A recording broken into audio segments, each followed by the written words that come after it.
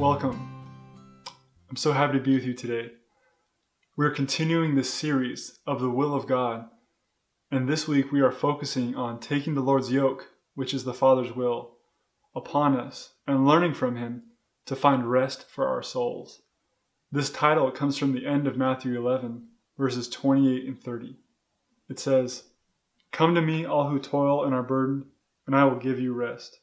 Take my yoke upon you and learn from me, for I am meek and lowly in heart, and you will find rest for your souls. For my yoke is easy and my burden is light."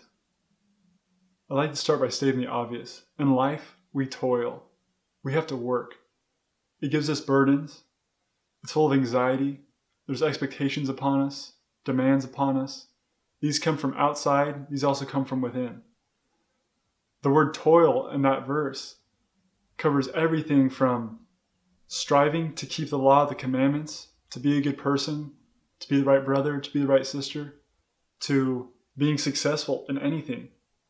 This word toil covers almost everything.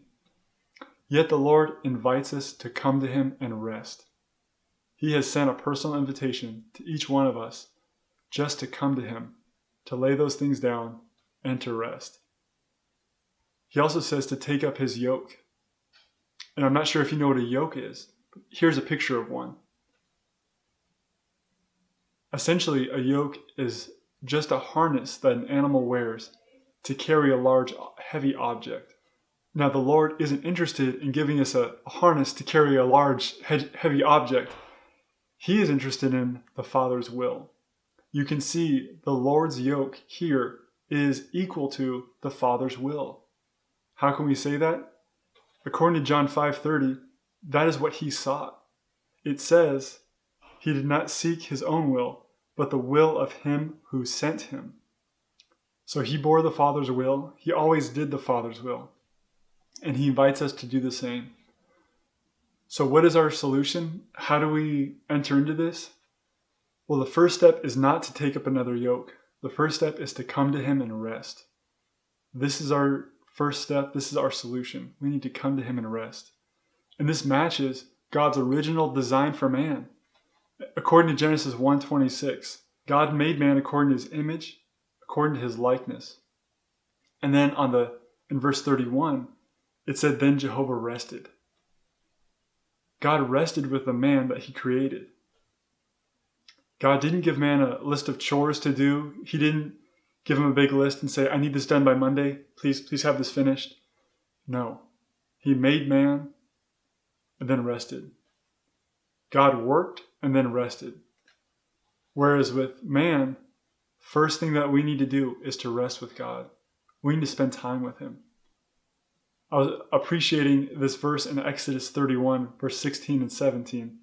It says, "Therefore the children of Israel shall keep the Sabbath, to observe the Sabbath throughout their generations as a perpetual covenant. It is a sign between me and the children of Israel forever. For in 6 days Jehovah made heaven and earth, and on the seventh day He rested and was refreshed." Jehovah rested and was refreshed. This is something that's so special to God's heart. He wants to rest and be refreshed with man. And similarly, when we rest with God, we're rested and we're also refreshed. This is the first matter. We need to practice coming to Him. And an easy way to do that I've discovered is coming to the Lord in His Word. Coming to Him in His Word is a real rest and refreshment. It can just be a few minutes a day. Another way that I've been practicing is having morning revival with a brother on the phone once a week. We call each other, pray over a few verses, and that is a practical way that we can come to the Lord. At the end of my Bible reading or praying with someone on the phone, I just had this feeling deep within, I have rested. I have rested with the Lord. I was with Him. My spirit and my soul are at rest with the Lord. The next part is taking the yoke upon us. We've rested with the Lord. Now we need to take up the yoke upon us. "Take my yoke and learn from me," are the Lord's words. He's our pattern and we're following in His steps. But sometimes we just feel tired. We just feel that God's will is another thing to do. It's just another item that needs to get finished at some point in the day. And usually we just feel tired. We're weary. And why is this? It's because we have other burdens on us. The Lord wants us to come to Him, rest, cast those aside, and take up the Father's yoke. In my experience, I haven't always done the Father's will. Sometimes we're weak, sometimes we're tired. Yet to the Lord, doing the Father's will was something different.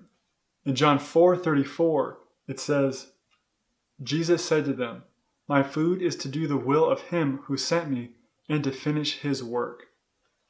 Christ was strengthened by the Father's will. He said that was His food. That was something enjoyable to Him. That was something that gave Him strength to do it, to do the Father's will. This is totally different than a to-do list or just a commandment upon you is to do something. The Father's will can be something strengthening and enjoyable to us. One way to take the Lord's yoke upon us is by receiving a burden from the Lord, receiving some feeling for another member of the body.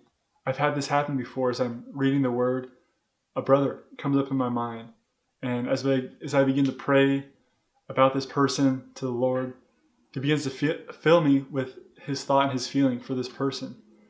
And then later on, when I see that person, as I'm speaking with them, I feel like there's some weight and there's some authority as I'm speaking with them. I feel like I'm actually working with the Lord and speaking to this person. This is totally different than just doing things for the Lord. He's not just sending us out on little errands to do. What He wants us to come to Him, rest, be filled with Him, and then to go with Him. And I've definitely had that experience, and I think many of you have had this as well, being filled with the Lord and then working with Him. I'm reminded of a song by A.B. Simpson called "We Have a Most Glorious King." In stanza 4 it says, "I dwell with the King for His work. The work, it is His and not mine. He plans and prepares it for me and fills me with power divine. So duty is changed to delight and prayer into praise as I sing. I dwell with my King for His work and work in the strength of my King." This portion in Matthew 11:28-30 really gives us a glimpse into what God wants, what his thought is regarding man. What does He want? He wants man to come to Him, rest, be filled with Him, and then to go out with Him to do the King's work. So I pray that the Lord would shepherd every one of us to come back to Him and to rest, to be filled with Him, to enjoy Him, so that when we go out, we're going out with the King, filled with Him, and are bearing the Lord's yoke, the Father's will. It is by such faith